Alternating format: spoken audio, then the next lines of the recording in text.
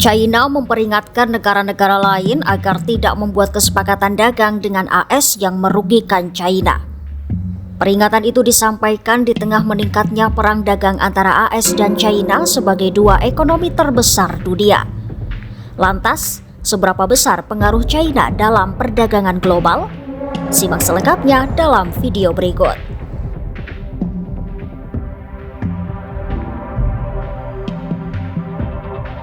Dalam sebuah laporan yang diterbitkan oleh Lowy Institute pada Januari 2025, sebuah lembaga pemikir yang berpusat di Sydney, para analis menemukan pada 2023 sekitar 70% negara mengimpor lebih banyak dari China daripada yang mereka impor dari AS.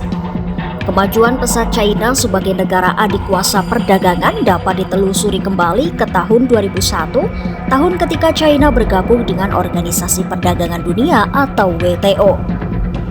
Dan ketika China mulai mendominasi manufaktur global setelah bertahun-tahun menerapkan kebijakan industri proteksionis yang berhasil. Selama tahun 2000-an, China diuntungkan oleh relokasi rantai pasokan internasional, didorong oleh arus masuk investasi asing yang besar, sejumlah besar tenaga kerja berbiaya rendah, dan nilai tukar mata uang yang dinilai rendah. Pada 2023, China telah menjadi mitra dagang terbesar bagi setidaknya 60 negara, hampir 2 kali lipat jumlah AS yang tetap menjadi mitra dagang terbesar bagi 33 negara. Kesenjangan di antara keduanya juga melebar di banyak negara. Analisis Lowy Institute menemukan pada 2023, 112 negara berdagang lebih dari 2 kali lipat dengan China dibandingkan dengan AS. Jumlahnya naik dari 92 pada 2018 selama perang dagang pertama Trump. Alicia Garcia Herrero, ekonom Bank Investasi Nacitis, menyebut mineral penting hingga kepingan silikon ekspor dari China hampir tidak tergantikan. Sejak 2018, semakin banyak negara yang memperdalam hubungan perdagangan mereka dengan China dengan mengorbankan AS. Ada 139 negara melakukan perdagangan lebih banyak dengan China dibandingkan dengan AS.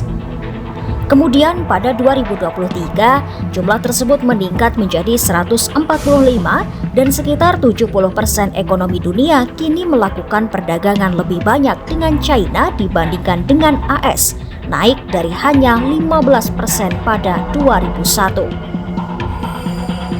Kini, Trump berupaya menggunakan pembicaraan tarif untuk mendorong mitra ekonomi AS agar mengekang perdagangan dengan China dan mengekang dominasi manufaktur China.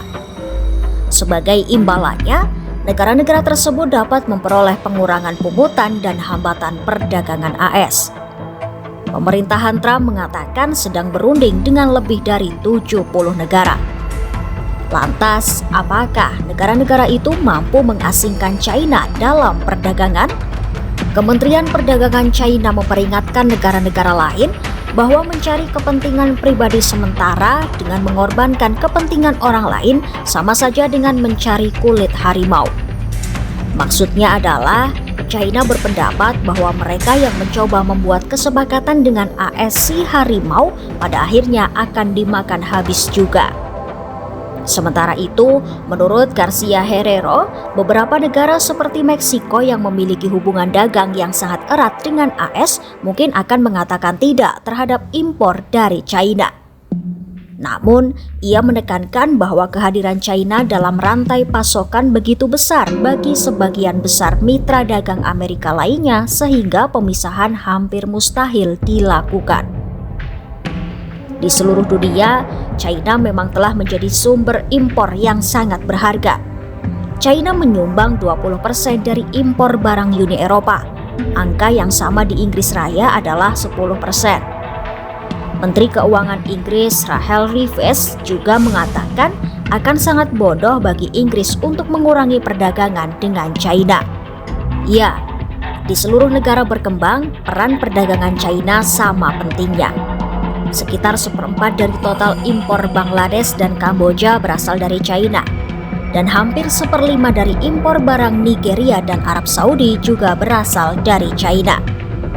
Lantas, di tengah perang dagangnya dengan AS, apa yang dilakukan China?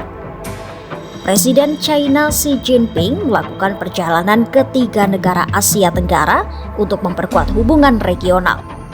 Xi Jinping melakukan lawatan ke Vietnam, Kamboja, dan Malaysia. Xi Jinping menyebut tidak ada pemenang dalam perang dagang dan perang tarif. Ia pun meminta mitra dagang termasuk Vietnam untuk menentang intimidasi sepihak. Seperti halnya negara-negara lain di Asia Tenggara, Vietnam telah terperangkap dalam perang dagang. Vietnam bukan hanya pusat manufaktur, tetapi China juga sering menggunakannya untuk mengirim ekspor ke AS guna menghindari tarif yang diberlakukan oleh pemerintahan Trump pertama terhadap Beijing pada tahun 2018. Ya, banyak negara kini terjebak di antara dua ekonomi terbesar dunia. China sebagai sumber besar barang-barang manufaktur dan mitra dagang utama, sementara AS adalah pasar ekspor penting. Itu tadi penjelasan mengenai pengaruh ekspor China terhadap dunia perdagangan. Di sisi lain, tensi perang dagang antara AS dan China tampaknya belum kunjung mereda. Bagaimana kelanjutannya? Ikuti terus perkembangannya hanya di YouTube kompas.com.